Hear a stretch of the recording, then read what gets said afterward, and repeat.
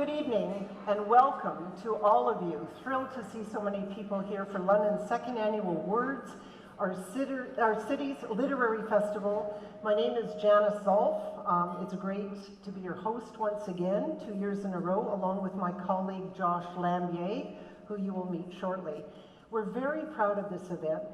It's taken a lot of volunteers to get this together. It was a great success in our first year. And we're happy that you've come back to join us. Tonight, Josh and I will guide you through some creative journeys that our authors have taken, the lessons they've learned, and discover what motivates them to express themselves and touch us with their words. This is a weekend-long event, and I hope you have seen this downstairs. Pick one up if you haven't, because it outlines all the authors who will be with us this weekend. Some exceptional Canadian talent will be celebrating books and authors, songs, new media, children's literature, graphic novels, indie publishing, guerrilla slam and lab poetry, the Aboriginal perspective, and much more, all led by outstanding wordsmiths. Well, back in the day when I was reporting for the arts for CTV London, I discovered that London has more book clubs per capita than any other city in the country. That's true. Yes. How many people here are in book clubs? Unbelievable. Okay, somebody asked me to join your book club, please. Nobody's ever asked me to be in a book club. I'm going to be hounding each and every one of you tonight for an invitation. Well, obviously, here in the Forest City, we like to read and share ideas. So think of tonight and this weekend as a giant book club meeting. And at the end of tonight's events, downstairs in the community gallery, you're invited to come and have some more wine, buy a glass of wine, purchase a book, and then talk to your favorite author about their books. And it's a more informal and intimate setting, and it's lovely to be able to have that personal touch. So please join us. And one thing that's really important is all weekend, Saturday and Sunday, all the events are free, which is remarkable. And the reason they're free is thanks to some great sponsorship. The Words Festival could not exist without financial support and unfailing good faith for all of those who believe in our cause. So we're most grateful to the official sponsors of Words. Scotia McLeod, in particular Steve Hemphill, Rob Kelland, and Brian Lessard for sponsoring this evening's opening reception.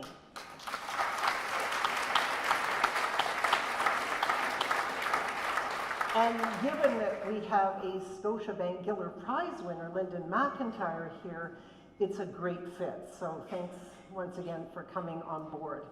John Payton, a former London Free Press publisher who was raised in London and is currently CEO of IVA Ventures in New York, a venture capital firm that funds digital media companies, has flown all the way in from London, England to be with us here tonight. John, where are you? Oh, he's not here yet.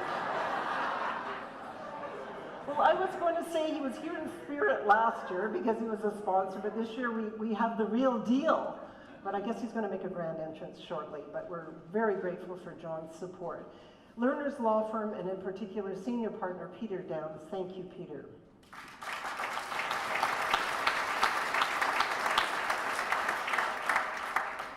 Ayreswood Developments, Western University, Fanshawe College, the London Public Library, Museum London, Ellipsis Digital, thank you for our website, the London Free Press, Downtown London, Covent Garden Market, and the Delta Hotel. Thank you, all of you, because you've helped make it free for Londoners to enjoy this wonderful literary festival.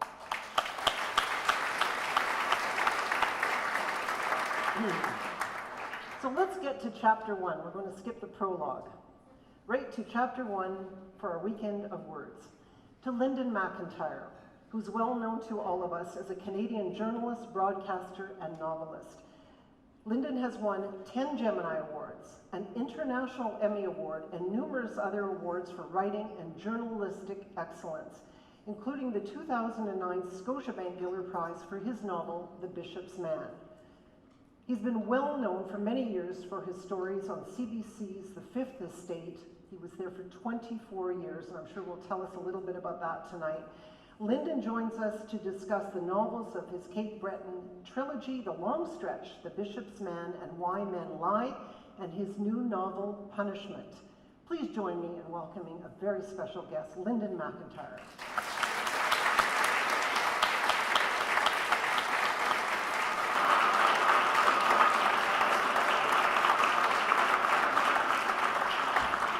Come on up. Where do I go? This is yours. This is mine. I've got mine right here. I brought your books for show and tell. Okay. Okay, so we have Punishment. I could only carry 2 at a time. Punishment and The Bishop's Man, which are available downstairs. And I'm sure Linden would be happy to talk to you about them later. But I was thinking of a good way to start, and I thought maybe I could sum up your entire career in one sentence. It's not even a complete sentence. This is an auspicious beginning. Got a verb. Yeah, well, The Pursuit of Truth. Well, that's very grand. Pursuit of livelihood. Yes, well, that too. Now you're telling the truth, so. Right. But when I think of your career on the Fifth Estate, you were always uncovering the truth, and in ways that aren't always easy and weren't always easy. And you do the same things in your books. Punishment touches on some of those same issues. Well, you got me on the spot. Oh, did I? Okay. I don't think that a job or life in general is as noble as you sort of present I'm flattered. Mm-hmm. But you tend, or in my case, you start off small and you hope to keep the bills paid, and and you try to pursue what you're doing to a certain standard, and observe a certain kind of principle that you inherit.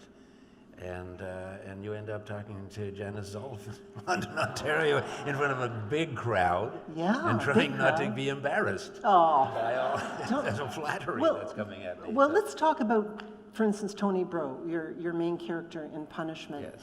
And sometimes we think that the good guys should be the good guys all the way through, and the bad guys, the bad guys. But in this book, Punishment, the waters are a bit muddy, and maybe you could talk a bit about your characters in this. One of the things I took away from years in journalism, and one of the strange things about journalism is that you're very rarely talking to people who are having a great life. Mm-hmm. You talk to a lot of people who are in crises or in critical moments, and so you learn to recognize character, because our character is always defined by how we deal with the hard times as opposed to how we deal with the good times. So in my dealings with a lot of people who were going through an awful lot of difficulty, one particular day I spent with a man who was about to be executed for murder in the state of Texas. I spent several hours with that guy that day, and he was killed at the end of the day. So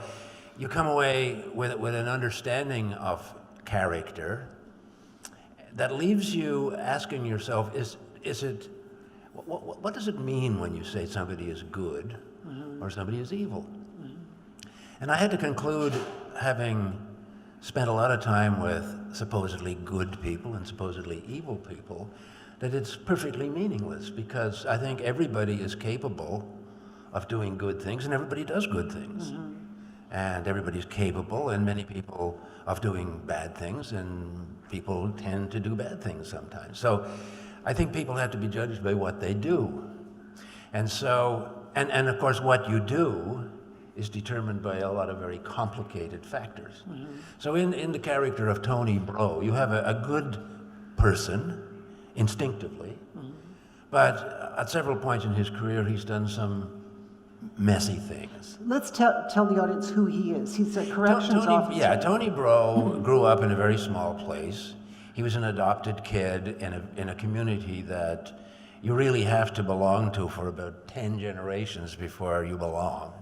So Tony is brought in there as an adopted kid. Nobody knows anything about, but he tries to fit in.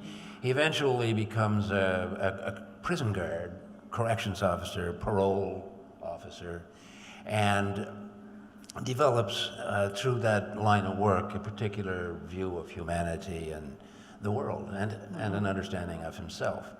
He gets into some bureaucratic difficulties in that very complicated system, and at the same time as he's got into some marital difficulties, and he ends up prematurely retired and prematurely divorced in his 50s, with no place to go but home.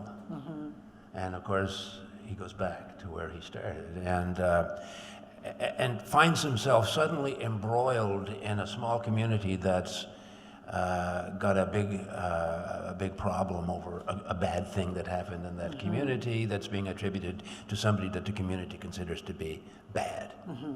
So Tony has to make some hard choices, and he chooses to try to walk the middle line, because that's the way he sees the world and that's the way he sees life. And it gets very complicated and very tragic, actually, because he's trying to take an ambiguous approach to something that's everybody wants to be seen in stark black and white terms. And he's a noble character, but yet he's fallible. He is fallible, and you're getting awfully close to telling how the book ends. And Oh my gosh, Emily! And you're not allowed to do that. No, I will never do that. No, okay. But throughout your books, things are never really black and white. You know, if we look at the Bishop's Man, for instance, the priest, Father McCaskill, who is the central character in that book, he's a priest, but he gives in to temptation. Yeah, Father McCaskill became a priest for all the wrong reasons. This is a fellow who grew up in very challenged family circumstances. His mother was deceased, and his dad was a deadbeat, pretty well, and he grew up craving stable family. He grew up craving respectability. And in his generation, which is not terribly different from my generation, the fast track to stability, collegiality, respectability was the cleargy. And he goes into the clergy basically looking for those things. He personally is a fairly tough cookie, hard-nosed, sees things black and white, and as a consequence becomes the ideal person to do certain work that the church needs done in order to suppress scandals and to suppress the possibility of losing its credibility. So he gets sent out on these little missions of cover-up of the misdemeanors and crimes of other priests, and it begins to destroy him, because he has one institutional set of values, but he has a certain personal morality. And you don't have to be in the clergy. You can be working for a broadcasting agency, or you can be working for a university, or you can be working for a bank. You can be working in any institution and find yourself torn between what you think is right and what the institutional interests are demanding that you think to be right. And people are constantly being put in a position of compromise, and sometimes those compromises are so extreme that they begin to eat you up. And this is what happened to the priest. He's going out and he's burying the evidence of misbehavior by other priests. He's covering up the culpability of the institution, because he has been told that the primary value is the reputation and the credibility and the authority of the institution. And this gap opens up between his own personal morality and the interests of this institution that is his life. And it tears him apart. And when you read The Bishop's Man, you can't help but question authority yourself as the reader. Exactly, and go back to journalism, which is what we're supposed to do as journalists, all question authority, respectfully question authority. Sometimes challenge the legitimacy of the authority if it has proven itself to be unworthy of the respect that people in democracies tend to extend to authority. And with the Fifth Estate, when you questioned authority, whether it was, forgot what it was called, but the interrogation room, yeah. Yes, when you were questioning the police force and trying to get a conviction, you were able to affect change. Well, not How really. easy is it to do it with a novel? Well, it's difficult either in fiction or in journalism. Because institutions, you mentioned the interrogation room. This is a police department, homicide department outside of Toronto that did a very terrible thing.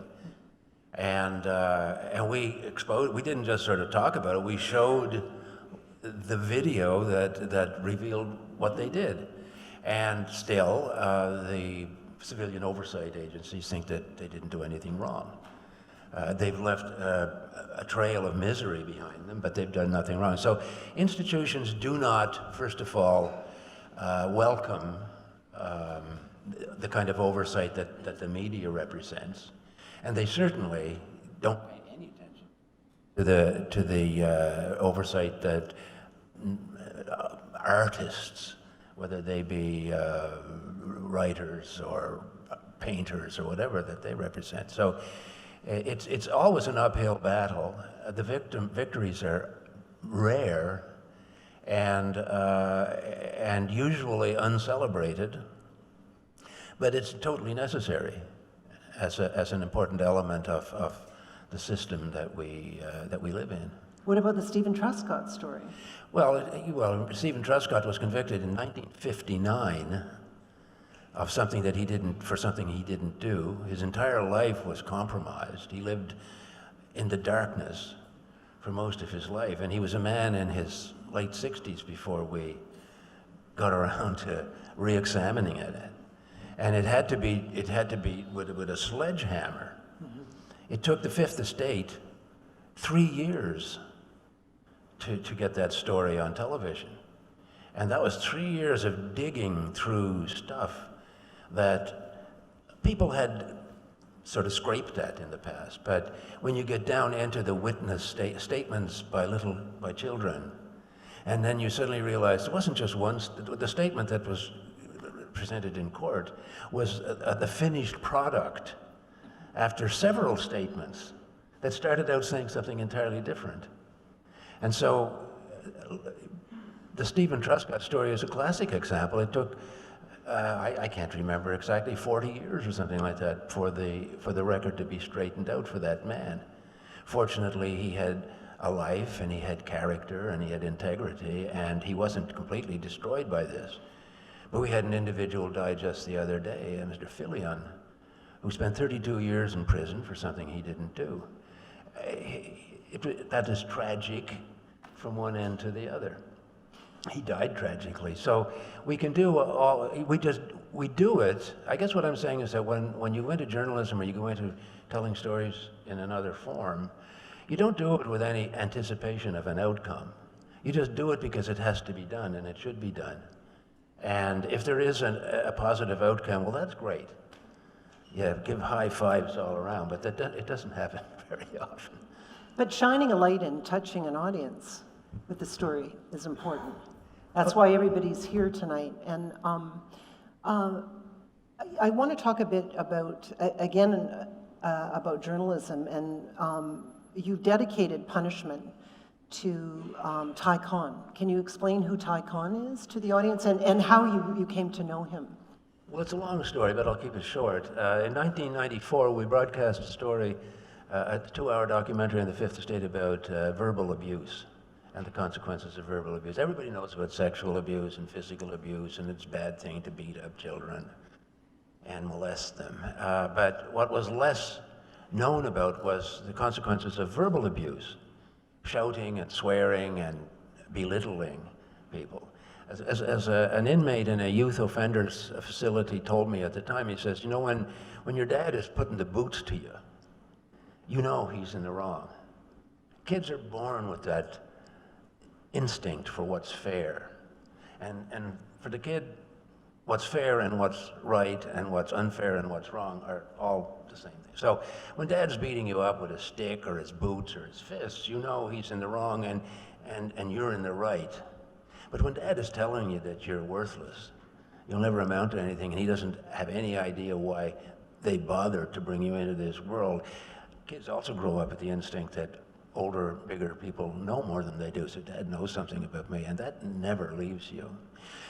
After that program went to the air, we got huge response, and one of the responses came from a young guy who was 27 years old, and he was serving a cumulative 47-year prison sentence for armed robbery and escaping custody.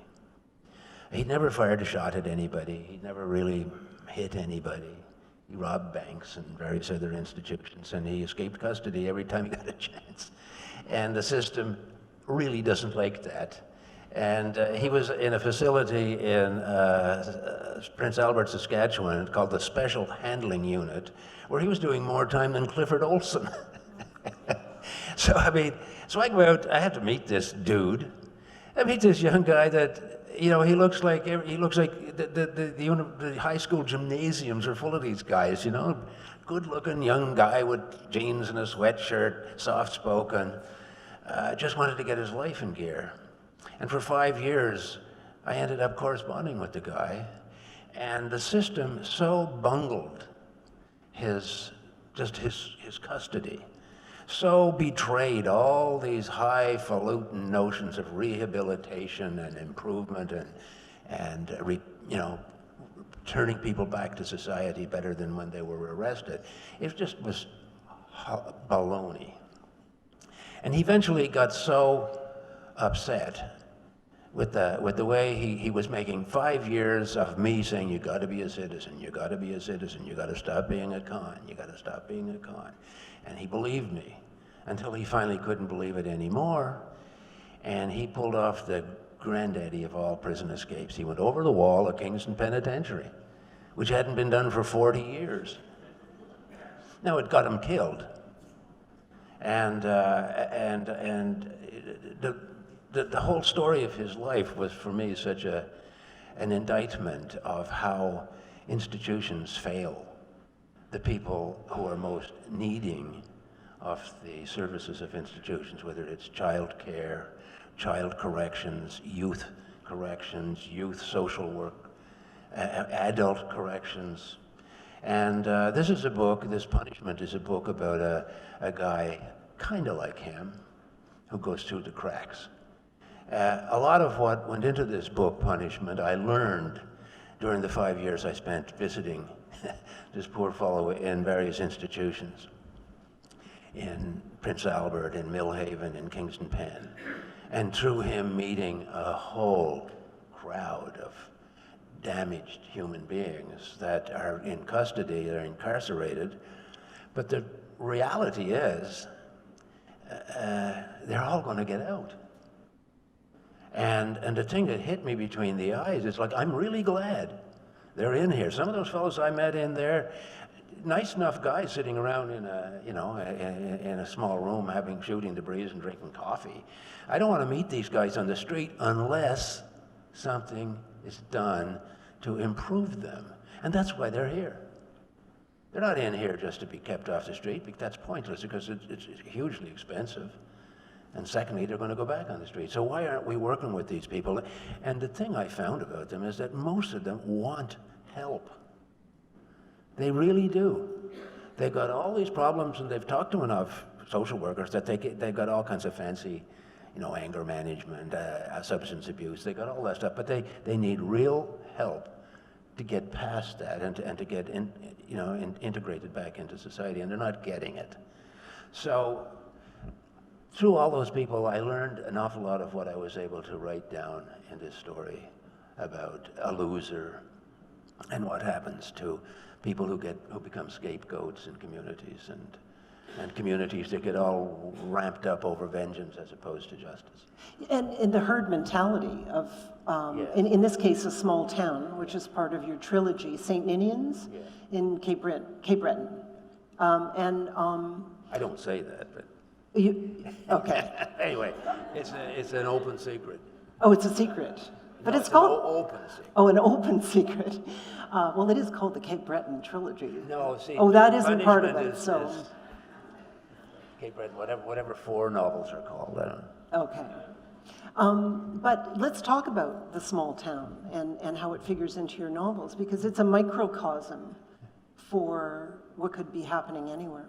Well, that's why I step back from, the Cape Breton. Now, yes, it is modeled on places I know there, but it's also modeled on a sort of a communal point of view or a communal attitude that I've found in a lot of places.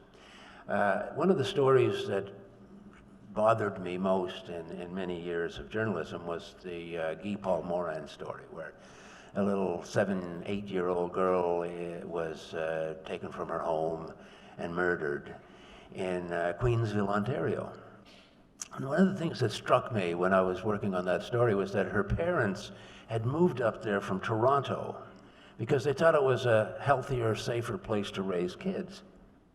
They thought that, well, you don't have to worry about locking the door, you don't have to be terribly worried about getting home when the kid is being there when the kid comes home from school. Kid can go out and play, and you don't have to be constantly trying to find out where he or she is. So the little Christine comes home from school one day, and Mom is at the dentist or the doctor with one of the other kids, and she's never seen again, except as a completely mutilated corpse. And I guess the thing that affected me was this, and I don't like to say mythology, but I will use the word, that you can find a place largely based on the size of the population or the homogeneity of the population or the depths of the roots, and consider it to be safer than a place that's more complex. Small is safe, big is not. Well, we know that's not true. We had a horrible event in a little place called Wilno, Ontario, just a month or so ago, where some maniac went around and killed 3 unsuspecting women. They felt perfectly safe. I'm sure their doors were unlocked, even though they were scared of this guy. I mean, human nature is everywhere, and human nature is pretty consistently complex, with the capacity to do good things and to do bad things, whether you're in a little place or a big place. And sometimes we're at greater risk in a small place like St. Ninian because we have so many assumptions that are based on wishful thinking.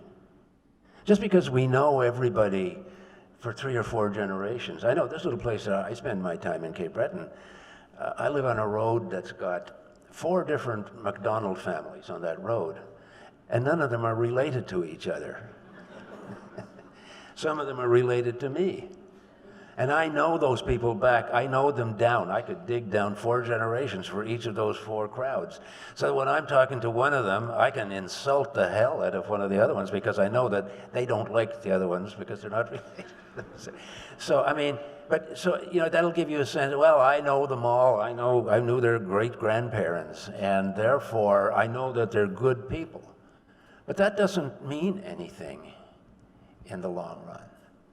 People will just suddenly do the most ridiculous things, whether they're living in a small place or a big place. And that's kind of why I located this story in a very small, bucolic place with homogeneous history and demographics. You'll note that the young people have a problem that's very common to young people everywhere. They're kind of like, they don't have all the things to do that they want to do. They're attracted to bad stuff. They love to go and visit this ex-convict and sit around and smoke dope in his place because they can, and because he can tell them great stories about all the cool criminals that he spent time with. So, I mean, this is a universal situation, and we shouldn't be fooled by the fact that we live in a small place. Therefore, we're safer. Or we live in a nice neighborhood in London, Ontario, and nothing bad ever happens there. Did you ever notice how whenever a bad thing happens in a nice neighborhood, the TV people go around door to door and they say, did you know? Well, the responses usually vary, yeah. I can't believe that. That's something that doesn't happen here. That happens in other places. Or he was just so normal. Or, on the other hand, you'll hear, oh, there's always something weird about that guy. But it's, you could just, I think, you've been in the TV business. You should have a library full of those responses, and you can put them on any story. That's right. Save us a lot of trouble true. running around asking fresh people to get the exact same answer. It's true. It happens all the time. Oh, God. But that herd mentality where the media likes to find good guys and bad guys and to paint people either one way or the other, you question that in your books. I do, and I mean, it's a normal narrative device. You have the good and you have the bad, you have the beginning and the middle and the end, you have the conflict between the good and the bad. And it's easy and it's convenient, but it's always wrong in journalism to try to make the real situation fit this convenient formula. And increasingly, it's what we're running into, and it's causing enormous problems in terms of public perceptions of what's going on. And we could spend the whole night talking about the imperatives now that are driving the media to take particular shortcuts or to find easy ways to tell complicated stories. But I've always found that in journalism it was very, very dangerous to categorize people too neatly, whether good or bad.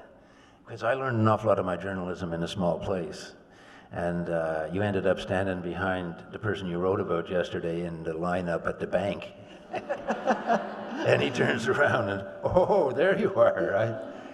And so you learn that categorizing people is very complex. Professionals spend a lot of time and fail to categorize. Matter of fact, the more you know about people, the less they fit into any kind of a category. But journalism, unfortunately, has always been tempted and seduced into the notion of presenting stereotypes, categorized people in formulaic stories that sort of fit a Hollywood scenario, which it's very dangerous and it's misleading, and it's particularly, it distorts our understanding of what goes on rather than clarifies it. Once a journalist, always a journalist? You're a novelist now, but always Well, a yeah, journalist? I mean, I guess so. You tell stories, and you try to get it right, and you try to be fair, and you try to be accurate, and then you put the story out and you move on. I mean, you can call it journalism, storytelling, whatever. I'd never really thought of myself in a category. Even now, I mean, people call me a novelist, and I don't even know what that means. A novelist, I suppose when you're writing a novel, you're a novelist, but after you've written a novel, then what are you? Well, I know we talked about this earlier. I read something recently where you said you're only as good as your last story or your last piece of writing. That's what I learned very early on.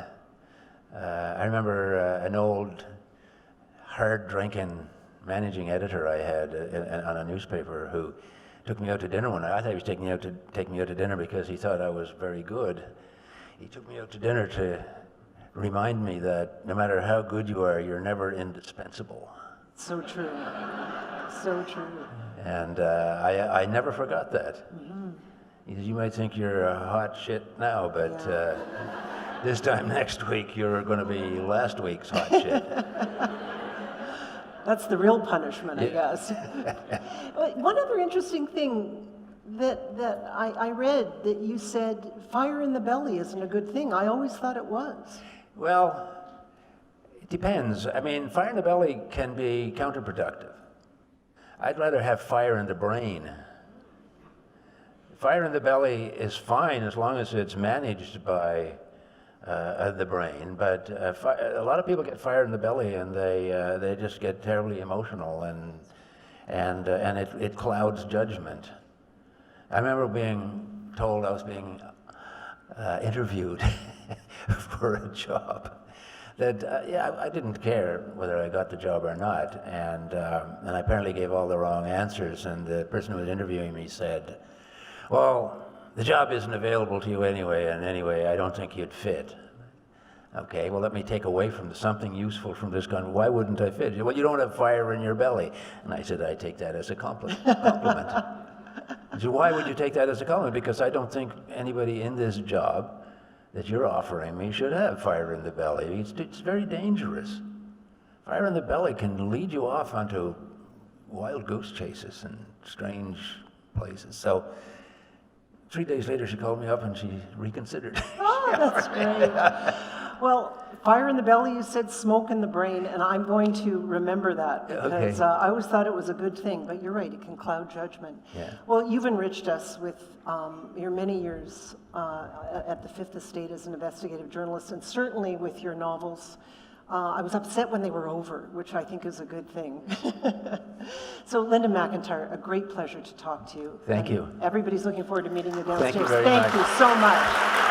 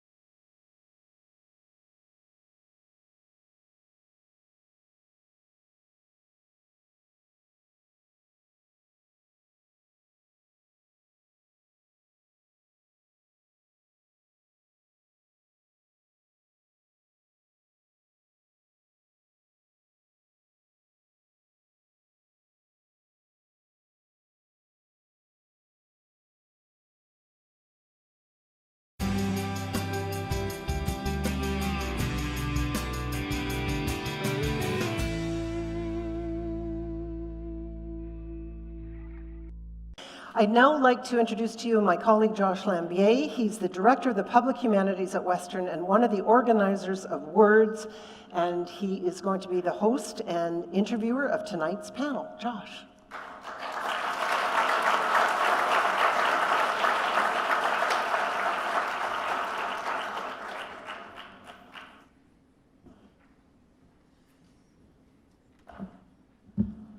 Thank you very much. It's wonderful to see everybody here. It's absolutely fantastic. We started planning this festival over a year ago, right after the last festival, and you're always thinking what's going to appeal, what's going to make people come, what's going to make people excited about literature, about words in the City of London, and today it's a wonderful opportunity to see how the city is embracing words, and we're absolutely thrilled to see everybody here. And I'm speaking on behalf of the committee of individuals that organized the festival. And I'm told that John Payton is here now, and thank you very much. Where is John? Oh, wonderful. Thank you very much. Thank you very much. One of the people that made the festival possible. We have an exciting lineup of guests this weekend, and one of the things that we wanted to do was give you guys an opportunity to see some of the authors that will be featured throughout the weekend of events. So I'm going to ask 4 of our authors to make their way to the stage while I make some introductory remarks, because I know they're spread around the room. The first individual I'd like to introduce is Terry Fallis, Emil Sher, Allan Stratton, and Andy McGuire. So make your way on up to the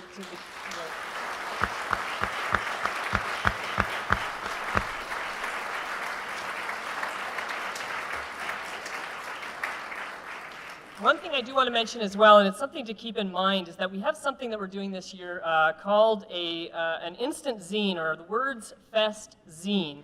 And there is a tab on the website. If you go onto the wordsfest.ca website, on the top right-hand corner of that website, there's the possibility of submitting something to be instantly published. So how about that, right? You come to the festival, you submit something under 250 words, and you can be published. We have a team of editors who are putting together the contributions over the space of the weekend, and they're appropriately named the Insomniac Press Crew, because only an Insomniac could think of this idea.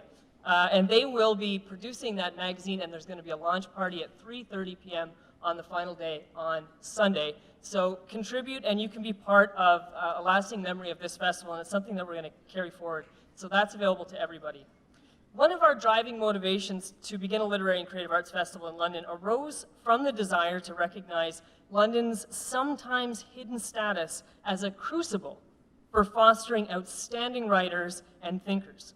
Southwestern Ontario, or SOWESTO, to invoke the name that painter Greg Cournot gave to the region, has a long history of nurturing its fair share of Canada's brightest writers. The legacy is alive and well in our own community at Western, where I'm from, bolstered very recently by the success of one of our celebrated alumni and former writers-in-residence, Alice Munro, who, as you know, just won the Nobel Prize a few years ago for literature. Her career has galvanized the university's commitment to support the creation of a new chair in creativity, an endowed chair in creativity. One of Fanshaw's graduates happens to be Paul Haggis, who has gone on to write Oscar-winning films like Crash and $1 Million Baby. In London, too, there is a lively literary scene of activity with regular, well-attended meetings by the London Poetry Slam, Poetry London, and Open Mic Poetry Night, as well as the London Writers Society, to name only a few. And you're going to meet these groups throughout the weekend. On Saturday night, if you have your own poetry, come out to Marienbad Restaurant and read your own poetry. These groups are unbeknownst to many, too many, in fact. We have a vibrant community of writers that in this community should be celebrated, and we should bring more visibility to the creatives who make the artistic life in London what it is.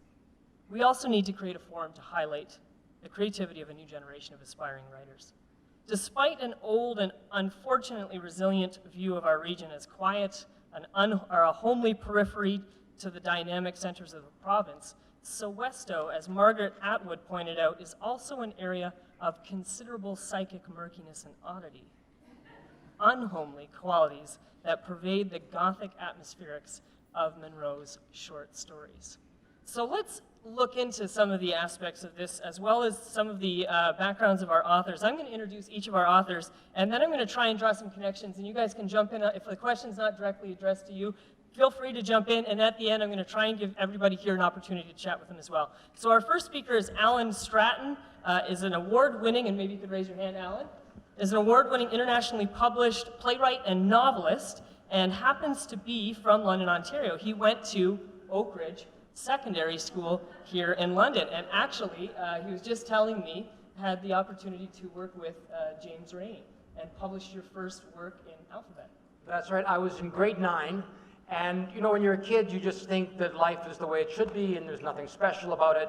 And I realize now how incredibly fortunate I was to work with Jamie. When I was a 14-year-old, he was doing Listen to the Wind, the very first production, and I was cast in a little tiny part, and from there went on to be in his listener's workshop at Alpha Center, which was on Talbot Street, one of those wonderful arts old homes that are now gone.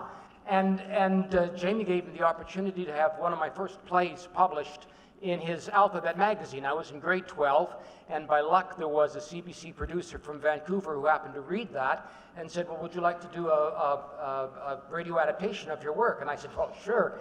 I was 18, and that's when I had my first play on CBC. And that's because of James Rainey, who is, I think, you were talking about Alice Munro, but I think James Rainey is Canada's finest playwright. His Donnelly's trilogy, I don't think has ever been beaten. Wonderful, and it's wonderful to hear these stories about London, Ontario. Your work is internationally known. Thinking of Chanda's Secrets was chosen for the Prince Honor Book, amongst many other awards it has won, and appeared on the big screen as Life Above All. You have also a recent book coming out, or is out, The Dogs, and it's a chilling psychological thriller for young adult readers. Our second panelist, Terry Fallis, is an award-winning author of 4 national bestsellers, The Best Laid Plans, The High Road, Up and Down, No Relation, and his 5th novel, which will no doubt be added to that list of award-winning novels, Poles Apart, has just made it to the world in October of this year. His debut novel, The Best Laid Plans, won the 2008 Stephen Leacock Medal for Humor and was crowned the 2011 winner of the Canada Reads. In January of 2014, CBC aired a 6-part television miniseries based on The Best Laid Plans. No Relation also won the 2015 Leacock Medal. So welcome, Terry, to our panel. Thank you.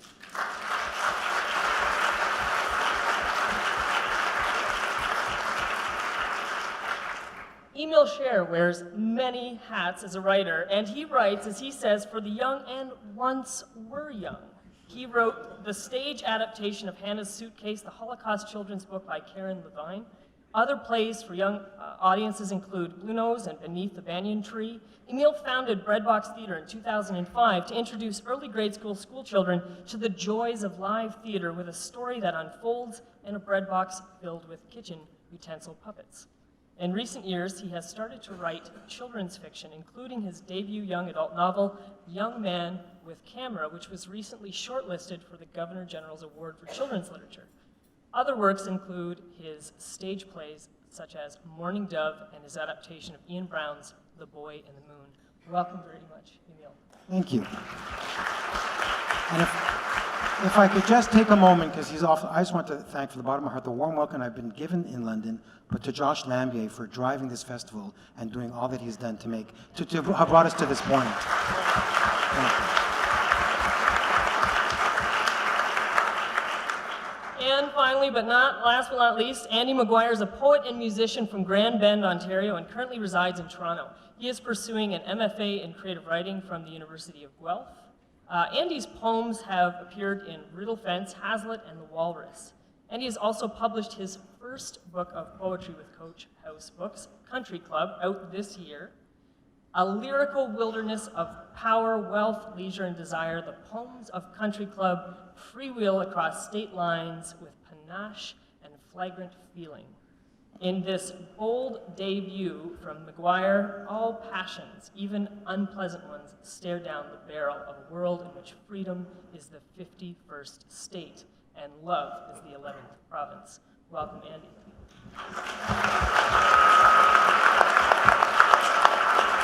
Okay, I'm going to start with a question that I think links many of our authors on the panel, and one of the reasons why is it's an old adage of writing. And the old adage is that you write what you know. And I'm thinking here of Terry, your novels really bring pieces of you, your life, your personality to the page, from Best Laid Plans, to The High Road, to Up and Down, and your recent book, Poles Apart.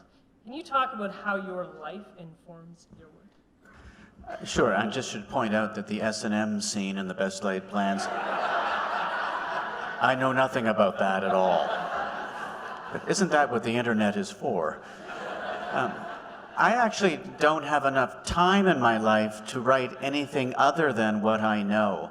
I also find it easier to write with authority and conviction and authenticity if I'm writing about something that I've experienced before, that I'm passionate about, that I care about, that I'm trying to make a point about, even if I may be trying to make people laugh at the same time. That's my stealthy way of getting into some issues.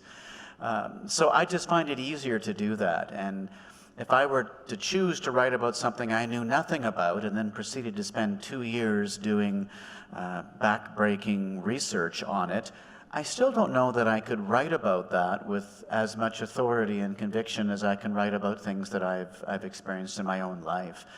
So in a way, it's a time-saving and effort-saving measure on my part, and there's still enough pieces of my life that I haven't yet explored in print that I can. There's a few more novels I think I've got left to do. But having said that, the novels aren't autobiographical, and I think there's an important distinction there. Having worked in the back rooms of politics, I can write about that with considerable knowledge. It isn't what happened to me necessarily.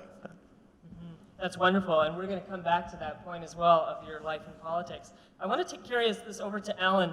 Your work, The Dogs, carries us into some darker territory with the psychological thriller about a boy and his mother who are on the run from an abusive father.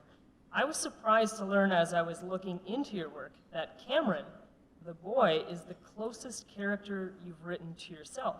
It's a sensitive topic to be handled with care indeed, but I wondered if you could tell us a little bit about Cameron and his relationship to you. Yeah, well, I talk to myself, as does Cameron. I am very, very glad now that there's Bluetooth, because people will think that I'm on the phone to somebody. My lips move, it's out loud, etc. When I was a baby, I was 1. My mom fled from my dad, and we ended up at this farmhouse in Kincardine, where my grandparents were living. And that's when I started to write, because I had a lot of time.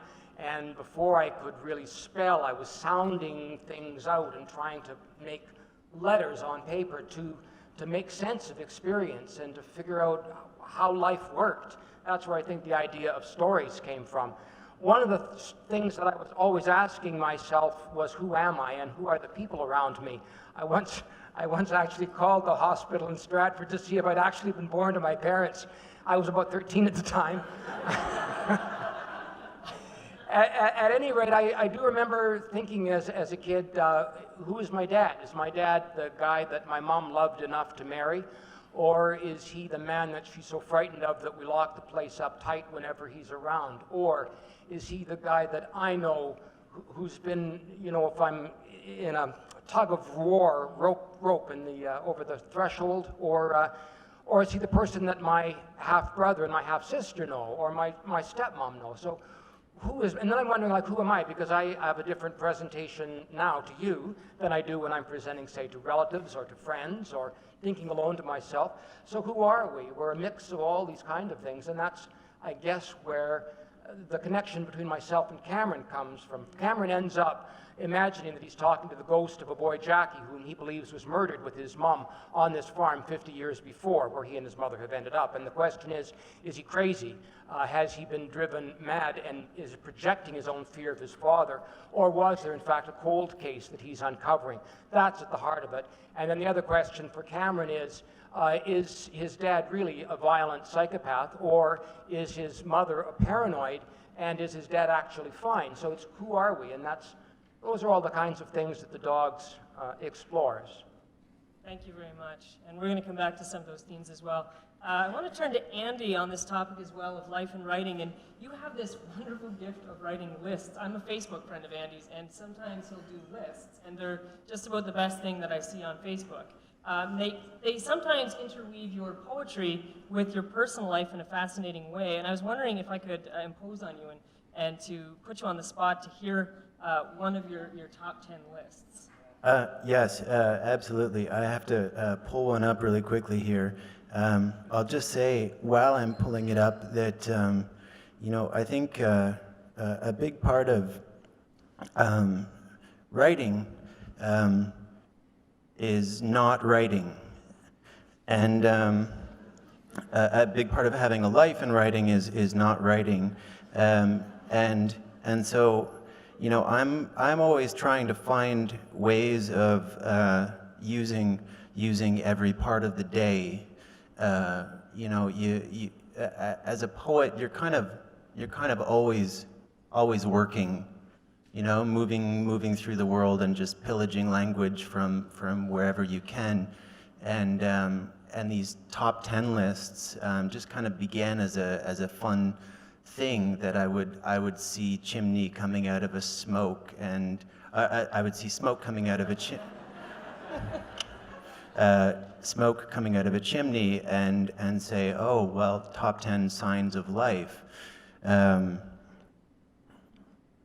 This is kind of putting me on the spot here. I need to. Can we come back to? Certainly can come back. Can we come back to the list? Yes, I thought you were good on you were getting that. We will come back. We'll get to the top 10 list. Okay. I'm going to turn over to Emil. I did put you on the spot for that one for sure. I'm going to ask Emil how, in some ways, one of the things that you've done so well is to talk about what Terry had described as the fact that autobiography does blur, and that you have to enter into your characters in ways that sometimes don't reflect necessarily one's life. And you have this wonderful gift of writing from the voice of a younger person, of younger people.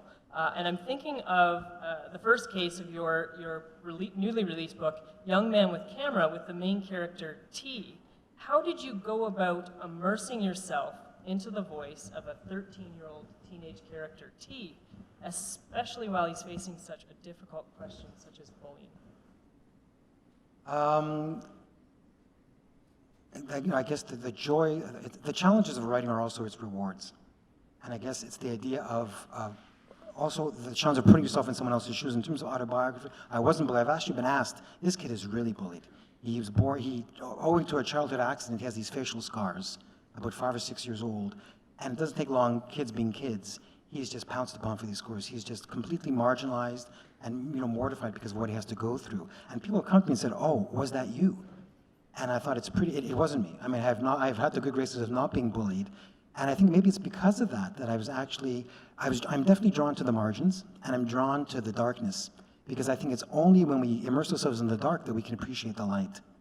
And I think light has all the more meaning when we immerse ourselves in the dark. If you picture, a match takes very different significance when it's a dark room. And so in terms of the 13-year-old boy, that was, yes, I was once 13 a long time ago, but I think you were talking about London authors, I think of Emma Donoghue with Room.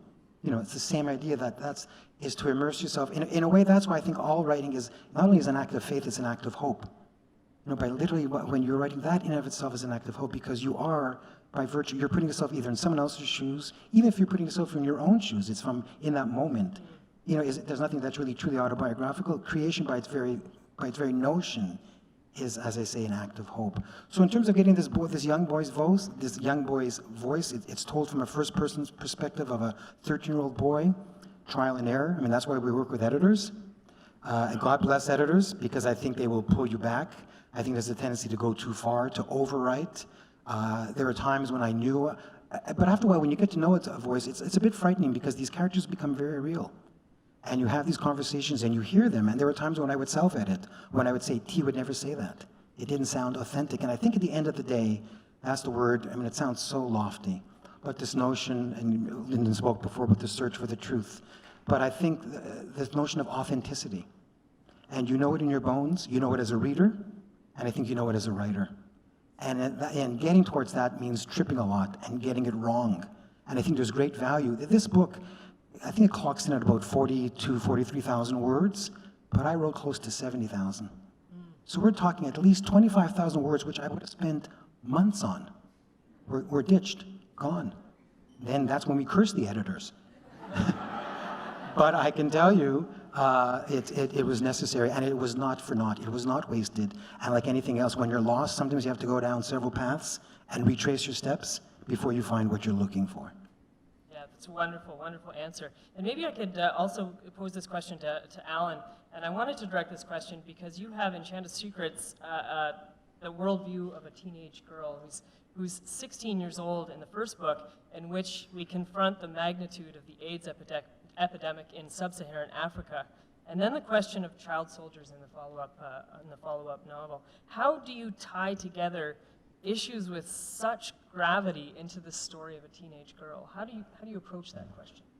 Well, I think that under the skin we're all the same. I think we've been better than our best selves and worse than our worst selves. I started as an actor, so I always ask for every character in every scene, what do I want? Because everybody wants something. And everybody has a goal, and everybody uses tactics to get what they want, and which actors might also call objectives. And then there's also an obstacle. So, and if I'm the obstacle, so if I'm doing a one-person improv, I want something, I do blah, blah. And then, so I'm the person who's been acted upon. Okay, I'm in this other situation. How would I respond? So that's why I think that ultimately, it doesn't matter your age or your gender or your ethnicity, your religion, your orientation. Ultimately, we share life experiences, and that's part of, I think, the magic of writing and part of the magic of reading. It's why we're able to communicate with the dead, people who've lived centuries ago in other continents, through their words, through these squiggles of ink on paper that are just these abstract symbols. And that's really, I think, how one does it. One connects one's experience about what it is to be human, and one tries to imagine oneself into the shoes of someone else. And then one hopes that one does that successfully enough that others are engaged by that, and that when one shows it to them, they can be engaged. I know I'm taking a bit of time here, but I think the most moving thing that has happened to me as a reader was to get an email from a teacher in Sub-Sahara where my book is studied and a fair bit. And one of the things she said to me, she was one of the first ones who was doing it, was that there were kids in the village where she taught whose parents had passed away from HIV/AIDS, and they were too ashamed to talk about how their own parents had died, and that was eating them up. And she said there was this one boy who had seen the book in her library and asked if she could read it, and she said yes, and he came back a few days later and he said, "Miss, I was lying on my bed reading the book, and the sun was shining in through my window, and I realized I was crying. Ma'am, I haven't cried for 2 years." And he started talking about how Chanda had dealt with her mother's passing and reading that story to his friends. And the book is often used there as a kind of grief therapy. I mean, here it's studied, but there it's used sort of as grief therapy. And that I found very, it made me really pleased and honored that it was very humbling to know that I'd been able to touch those kids in that way. So I guess you just try and be as honest as you possibly can and hope that your understanding of life touches the understanding of others. Really beautiful answer. Thank you so much.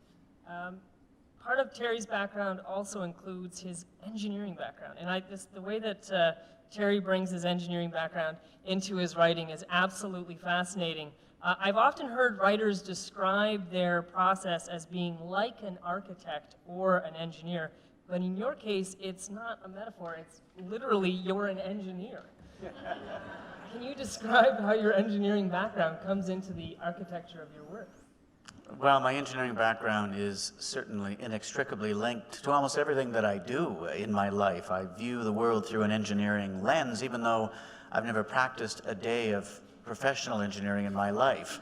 I fled engineering as soon as I got my degree and went into politics, but but I still think like one. And engineers don't build bridges without blueprints. I don't write a novel without a blueprint. And if I'm writing the manuscript, it means I have been thinking and outlining and plotting and mapping for the preceding 8 months or so. I don't write the first word in the manuscript until I know almost everything there is to know about the novel. So what it allows me to do when I have a 60-page outline for my novel, 2 or 3 pages of bullet points for each chapter, and I know how long each chapter is, I know the arc, not just of the story, but the arc of each individual chapter. At that stage, it allows me to apply all of my questionable cerebral powers on crafting sentences only. No part of my brain is thinking about, where's my character going to go after I finish this paragraph? Because I think that would compromise my ability to write as well as I want to write. So it's actually it's a defense mechanism to allow me to write at my best, because I'm really just worried about sentences at that point in the process. So. That's it in a nutshell. And yet one of your characters has writer's block, Ernest Hemingway, which is really fascinating that you, just having these wonderful outlines, which facilitates that writing process, had the challenge of writing for this scenario. How did you write that? Well, I don't really know what it's like to have writer's block in the sense that you probably think of writer's block, where you're staring at the page, as my character was in that novel, with chapter 12 or 9 at the top, and the cursor just blinking at you, and you're completely blocked. You cannot write a single word. Because of how I approach writing, or the process I use, I've never had that experience. I think the equivalent of that for me would be story block, where 3 months earlier, I'm struggling to figure out how I'm going to get from plot point B to plot point C, and that sometimes takes some time. But once you have the outline staring at you in the face, anyone in the room who was able to construct reasonable sentences could write a version of the novel, because it's right there. So just anyone. I can never use the excuse I have writer's block, because there are my 3 pages of bullet points for chapter 6. Surely I can make something of it. Andy, your background as a musician, I've heard you read before, and there's something very, the cadence and the melody of the way that you read, and the performance aspect of the way that you read. How does being a musician inform your writing of poetry and being a poet as that category? Use those categories. I mean, they've been very separate for me, at least in the practice. I mean, being a musician, I guess, has given me a certain sense of rhythm and cadence, and my poems are very performative in a way, but melody is a whole other beast, you know, like that's the main difference between them. Yeah, I guess, I mean, the value in being a musician and writing poems, and I was kind of more of a musician first, I guess the value is in that sense of rhythm and tone. Tone is the closest you can get, I think, to melody in poetry. Excuse me. But the performative element of my work is probably the biggest overlapping element, I think, between my musical work and my poetry. Even though, I mean, the songs are really obviously sweet, and you know, all of them are just horribly sad, which, I mean, you know, what's music for, right? if not that, I think the poems are less obviously sweet. That's wonderful.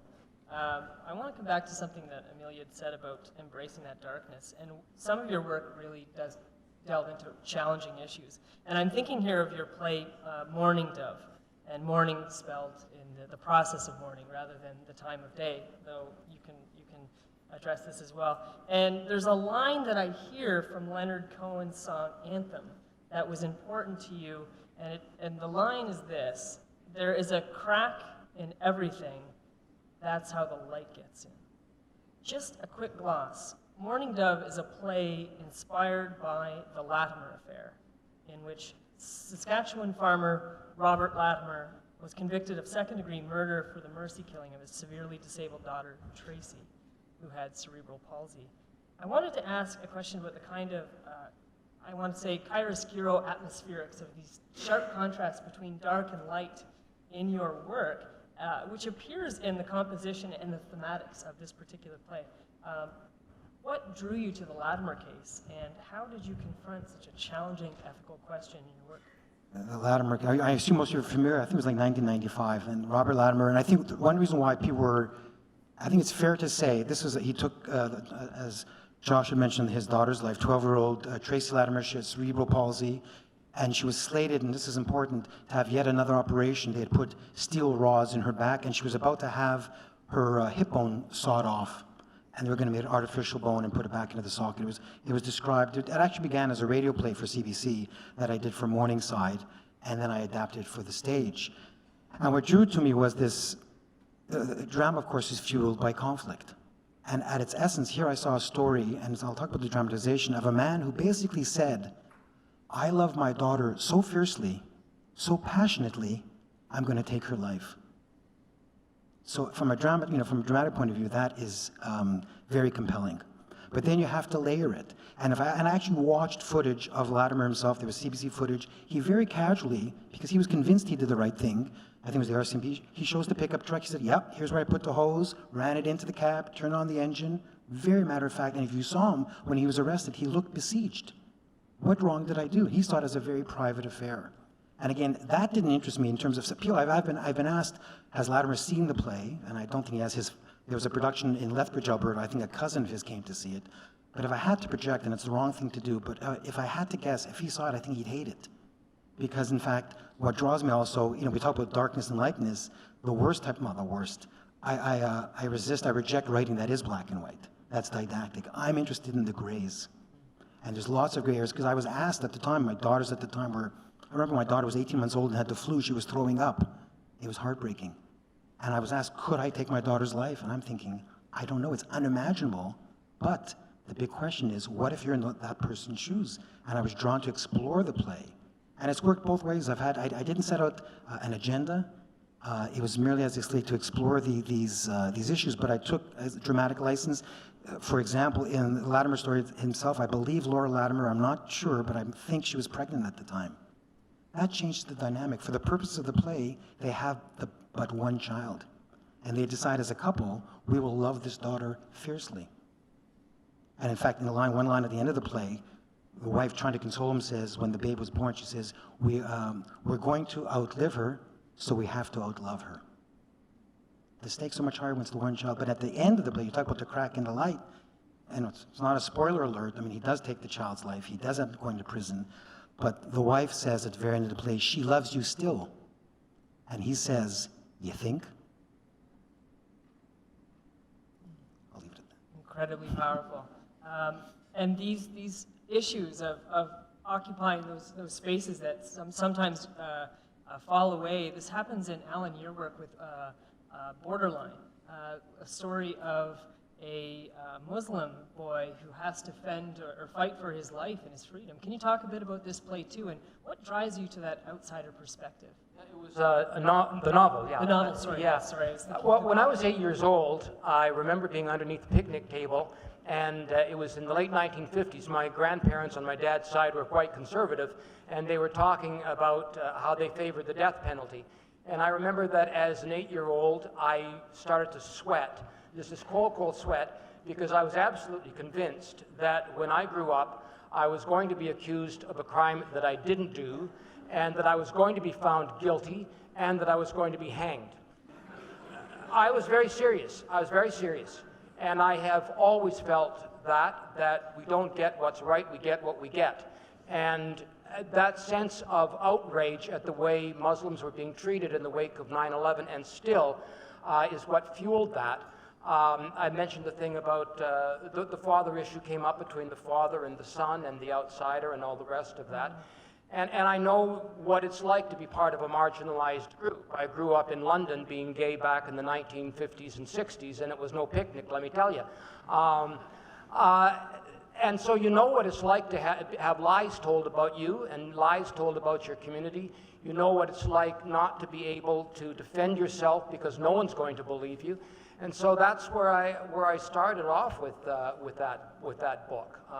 This kid who doesn't even know the truth about his dad and wants to find out the truth about his dad. And that sense of that life is not fair, that has stuck with me to this day. Incredibly compelling. I'm going to switch our gear over to how tragedy, in some ways, is the opposite side, but so close to comedy. And I'm thinking of, I want to tell you about Terry's first novel, and many of you might know this story, but it's absolutely compelling. Terry's meteoric emergence into Canadian literature with his first book, The Best Laid Plans, was a political satire that tells the story of the electoral success of an unlikely and recalcitrant liberal political candidate, the engineering professor named Angus McClintock, who has been tapped by a former speechwriter to run in a long-held Tory riding. Now, Terry, you've described how you wrote this novel on nights and weekends and eventually self-published the novel and turned it into a successful free podcast. Then, with only 10 copies left, the exact number necessary to enter the competition for the Leacock Memorial Medal for Humor, stunningly the same number, you entered and won in 2008. In 2011, The Best Laid Plans would continue its ascent to prominence as the winner of Canada Reads in 2011. I love your description of this experience. You were waiting for the Twilight Zone's Rod Serling to show up, freeze the frame, and describe how the writer's imagination had gone wildly out of control. This is an astonishing story. I wonder, given the recent election, what advice would Angus McClintock have for some of our newly elected MPs? Advice from Angus. I was thinking about starting a regular newspaper column, Advice from Angus. Actually, there was a hashtag for a while that said, "What would Angus do?" And on Twitter, it was quite gratifying. I think he would be telling Justin and his new cabinet to do that which is right. Do not descend into ultra-partisan negative bickering with the other parties. Be respectful in the House of Commons and keep their eye focused on the promises they have made and implementing them so that when they go back to the polls 4 years from now, they will be greeted warmly by the electorate, but not to be put off by partisanship and the short-term political interest. Keep your eyes focused on the national interest, which is admittedly not always easy to do, but I think that's what Angus would say. And pass the lag of Vulan.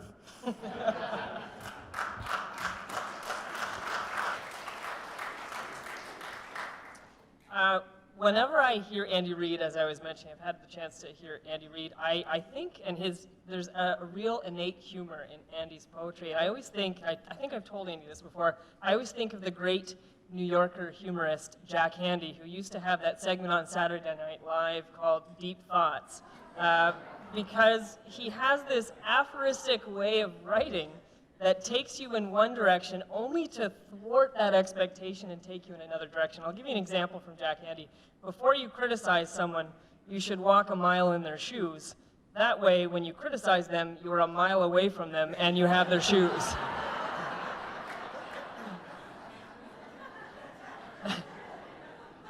And last year you interviewed Jeremy Dodds, who also has this very much in his sensibility. In the tight medium of poetry, how conscious are you of that element of humor in your writing? And do you read it out loud? Do you test it?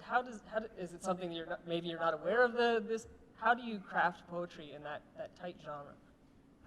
I'm very aware. I mean, humor is kind of like the hammer in my toolbox. I'm very deliberate about the ways that I deploy humor in the poems. Of course, I mean, you can't say to somebody, I have this really funny joke, right? Like, you have to say, I have a joke, and then tell them, and they tell you if you have a funny joke. But humor, that's kind of my sweet spot. Humor that's kind of funny, tragic, sad. Humor with an equal part of vinegar in it. When you make somebody laugh, you open them up. You shake them out of their ingrained perspectives. I was just talking about this with Brian actually earlier tonight, and about humor in poetry. And for me, it's kind of like slipping the pill of poetry to someone inside a cupcake or something. Like, people aren't always so willing to sit down with a poem because they think it's maybe this really stiff kind of serious thing. But yeah, humor is the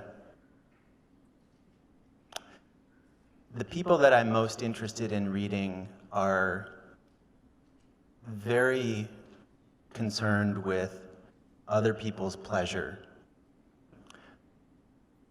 and I am as well. And it's very fascinating, because I'm thinking too of something that Terry says about political satire, that it's not just enough to find a joke necessarily in something. You have to have a deeper point. You have to have something that you're driving towards. And I was wondering, Terry, if you could comment on that political satire has, of course there's hilarious elements of political life, like candidates that are peeing in mugs and all sorts of crazy things that happen, but there has to be something there. Could you address that element? Sure. Well, I think a candidate peeing in a mug has nothing to do with satire. Comedy, maybe. Tragedy, perhaps, as well. Especially if it was your mug. But to me, satire needs to take aim at something. Its intent is to undermine something. It's to weaken something. It's to hold somebody's feet to the fire. There is a higher and broader purpose when you're doing satire. So by all means, it ought to make you laugh. But if it doesn't also make you think, which is my litmus test for satire, if it doesn't make you think, I'm not sure it actually has earned the label satire. So it came to me really, this is too long a story to tell, I'll try and tell it very briefly, but I heard a speaker once at a youth conference in Strasbourg, France. It was the annual gathering of the International Federation of Liberal and Radical Youth. You probably know it as IFLRI. And it was a meeting a meeting about racism and xenophobia, and I was the sole Canadian delegate. Is when I was serving on Parliament Hill. I was 25 years old at the time, and the speaker was Donald Woods, who was, if you've seen the movie Cry Freedom about Stephen Biko and apartheid South Africa, Donald Woods was played by Kevin Kline. He was the editor of a South African daily newspaper, and he befriended Biko and became a staunch supporter of the Black consciousness movement, and this is going somewhere. And when Stephen Biko was arrested and beaten to death by the police, he plastered Biko's picture on the front page of the newspaper and said, "A hero for a nation." And he was summarily banned from South Africa, had to escape dressed as a priest with his hair dyed black, and never to return to his homeland. I set that up because at this conference, he spoke to this group of 45 or so young people from all across Europe, and I from Canada, and 2 from the United States.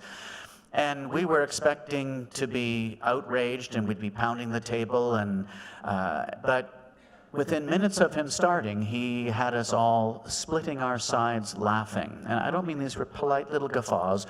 We were tearful. It was so funny as he described how ludicrous and ridiculous the apartheid regime was in South Africa.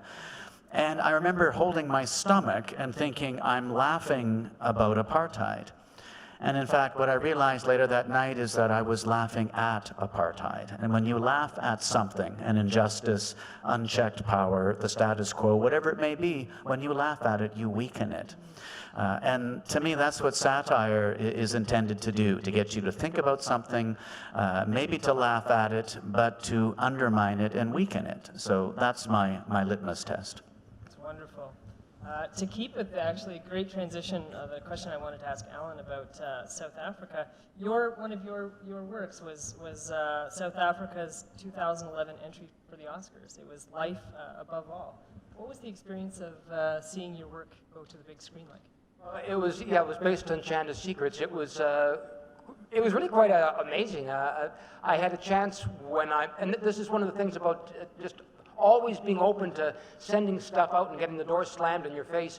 I was working on the novel Chanda's Wars about child soldiers, and I was going to be going over to Sub-Sahara. There was a filmmaker, Oliver Schmitz, who was coming to town, to Toronto, to Hot Docs with his book with his film about child soldiers. So I sent him a copy of, I said, I'd like to meet you to see who I should be meeting with when I go over to Sub-Sahara, if you could give me some leads. And he responded, and very graciously. So I gave him a copy of Chanda's Secrets to say thank you, and then the next year I was doing the book tour for Chanda's Secrets in the German edition, and he said I'd like to make a film of it when we met in Berlin. So it was wonderful. I got a chance to meet with him in advance to talk about what parts of the novel could be cut, what parts could be kept. I recommended Dennis Foon to do the screenplay, and he did a wonderful screenplay, great Canadian author from Vancouver. And then to be over there in Sub-Sahara and meeting the kids who were from locals from Ellensdoorn. One of them had come from a very difficult background. She was 14, the one who played Chanda, and she ended up at an art school in Johannesburg as a result of the film. And the other actors from Johannesburg and Cape Town. It was just wonderful to see the piece come to life for the screen. I thought it was a wonderful adaptation, and I had a great experience with it. That's wonderful.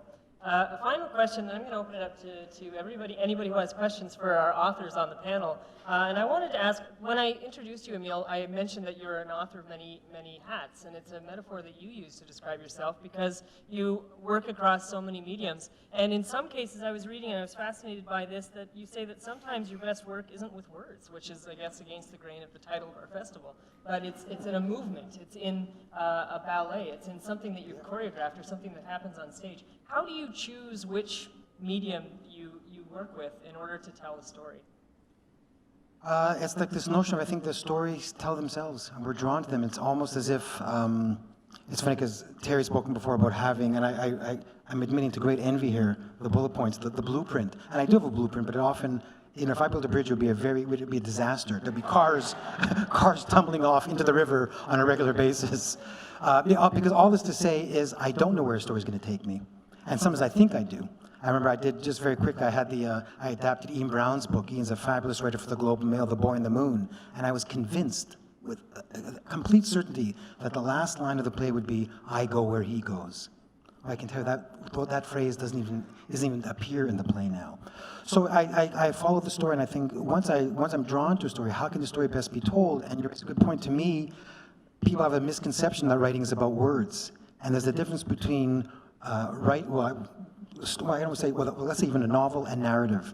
Then others, you can tell a play, it's always about narrative as I see it, and not necessarily about a particular form of storytelling. And that you can have great moments of storytelling that are wordless.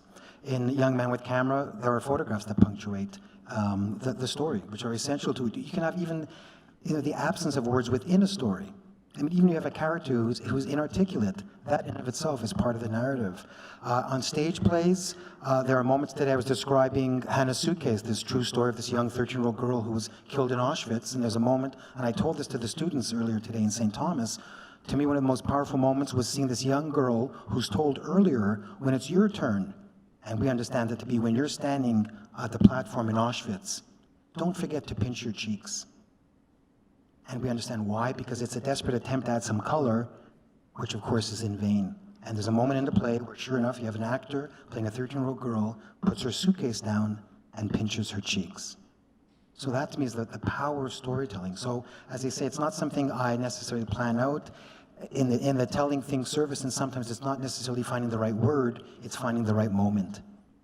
And to me, when I look back on novels that I've read and plays that I've seen and films that I've watched, and say, what are the moments that linger? I mean, just a quick aside, this movie, like I said, there's one called, I'm going to forget the name of the film. It's about two brothers set in Italy in the 1950s. Does anyone know? It's about two Italian brothers in the 1950s. And I'm completely blanking on the name. But the point being is they reconcile at the end. The last scene are two brothers making breakfast together. And I'll just, sorry? Big Night. Thank you. And I'll just end with just, again, just almost with a nod towards other writing, not my own. I saw a play, it must have been 40 years ago, I'm pretty sure. It was Elephant Man, based on a story, you know the true story. And this man is utterly deformed, but for his left arm. And they made it was Jack Weatherall, Canadian actor on Broadway. And how did he portray himself? Without a stitch of makeup beyond stage makeup. So through his body, he suggested, he implied the deformity that defined this man. And the actors responding to him, you know, often in horror and disgust, which they tried to mask. It was brilliant. And at the end of Act 1, he meets the, I'm going to call her the Angelina Jolie of her time. An actress we had a crush on. It's pathetic, because we know this man to be utterly deformed, but for his left hand. And there comes the time he meets her, and it's time to say goodbye. And she pauses, the actor playing the actress. And he, of course, extends the one piece of flesh that is untouched. And she stops, and she, of course, extends her hand and grabs his utterly deformed hand.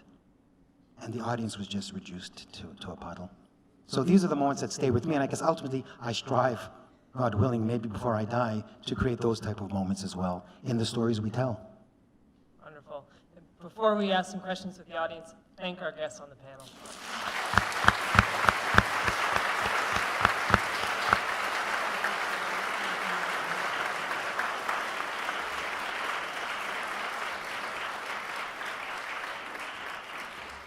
So does anybody have a question for any of our authors on the panel? Anybody who has anything?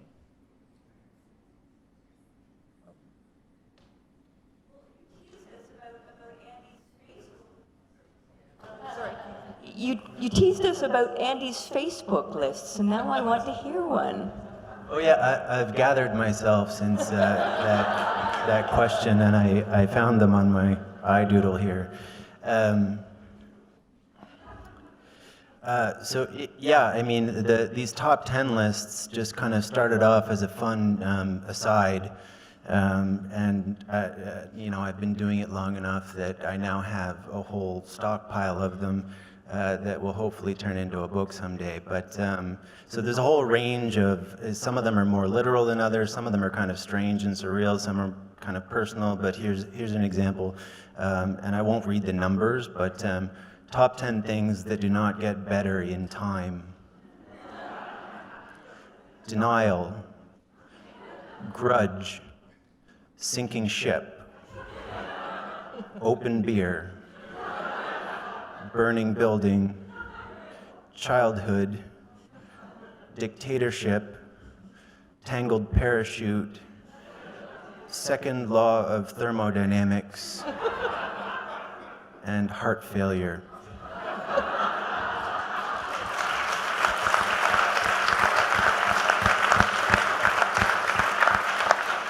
Worth the wait, right? And just think, you open up your Facebook page and when Andy has a list, it's always a great moment. Any other questions for our panel? So we have a hand wait. Just wait for the mic, we can pick up your question. Allan, when did you go to Oak Ridge? I went to Oak Ridge, gosh, 1964 through 68. I wish you're a really interesting person. I left Oak Ridge in 65. Well, listen, let's get together and chat after the session. Pleased to meet you. Anyone else have any questions for our authors? Yeah, we got a hand right here. Yeah. You can project. Oh. Very slow. Joel's doing his best, Phil Donahue through the audience. I always want to know, when you were young and you discovered reading, who was the writer that made you decide that you wanted to become a writer? Each one of you.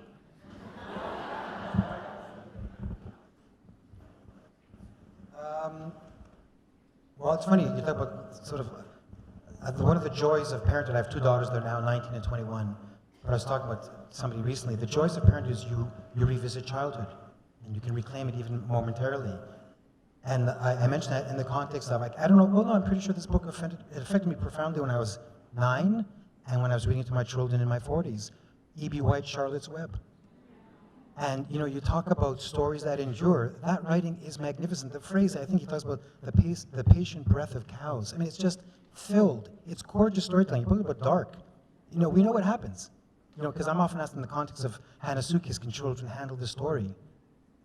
Charlotte's Web is not an easy story, but it's magnificent. And as I say, it was just such a pleasure, because again, the good stories endure, and in fact, they become richer over time. You can add that, maybe another list for Andy. And so here I am reading this book to my children, as I say, would have been 35 years later, and it has stood the test of time. So I would say E.B. White, and a pig. And now, I'm now vegetarian, but that's aside. The one that I really liked as a kid was Q for Treason by Geoffrey Trees. It's wonderful. It's set in the time of Shakespeare's Globe Theatre, and anyway, it's lots of fun. But I don't think there was ever a book that made me want to become a writer. I think that writing is just something that I do. It's like breathing, and it's always been like that from the time that I tried to form those words and make those connections and think through life. When kids I'm in schools and they're asking me, well, what should I do in order to get published? I said, well, never think about writing about being published. Think about writing because it's something you have to do, because you need to do it, because you'll suffocate if you don't do it. You do it because you just enjoy it, and then whatever happens, as in everything in life, happens. And it's just a practice. So that's what I would say about it. It's not really a choice. My childhood, I think there would be two that spring to mind. One would be Robert Service. And really, it's not that I read Robert Service, it's that I listened to Robert Service. I went to a camp up in Lake Temagami, and at all the campfires, they would read Robert Service, and I can probably still recite, if you would like me to, you know, the shooting of Dan McGrew and Sam McGee. So, but the other one would be Arthur Conan Doyle and the Sherlock Holmes stories in particular, that really taught me to love the sentence. I loved the stories, they were wonderful, but when you've read the stories as many times as I have, you're almost reading it on a second level where you're just appreciating the use of language. And so those were two when I was a child. A little bit older, well, not a child, like a teenager maybe. Later on, Robertson Davies and John Irving, I would add to the list.